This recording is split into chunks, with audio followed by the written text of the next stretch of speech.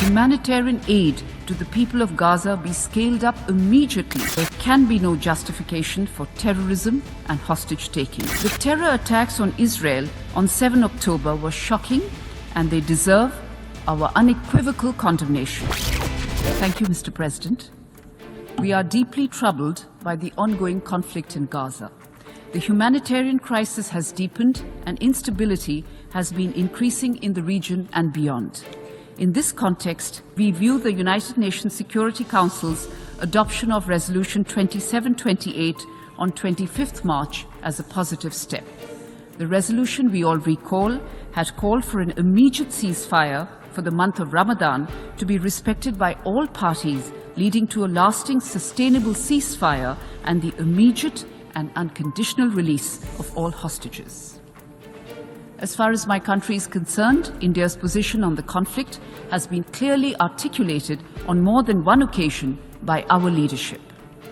There are 4 key points here. 1. The ongoing conflict between Israel and Hamas has led to a large-scale loss of civilian lives, especially women and children. The resulting humanitarian crisis is simply unacceptable. We have strongly condemned the deaths of civilians in the conflict. It is imperative to avoid the loss of civilian lives in any conflict situation. International law and international humanitarian law must be respected by everyone under all circumstances. 2.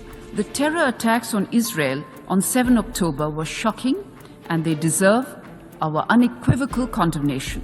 There can be no justification for terrorism and hostage-taking. India has a long-standing and uncompromising position against terrorism in all its forms and manifestations, and we demand the immediate and unconditional release of all hostages. 3. The humanitarian situation in Gaza is dire. It is imperative that humanitarian aid to the people of Gaza be scaled up immediately in order to avert a further deterioration in the situation. We urge all parties to come together in this endeavor. We welcome the efforts of the United Nations and the international community in this regard. India has provided humanitarian aid to the people of Palestine, and we will continue to do so. 4.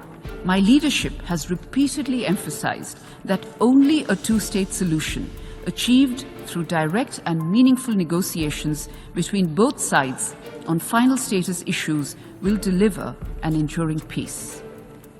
We are committed to supporting a two-state solution where the Palestinian people are able to live freely in an independent country within secure borders with due regard to the security needs of Israel. Mr. President, to arrive at a lasting solution, we urge all parties to foster conditions conducive to resuming direct peace negotiations at an early date. Thank you.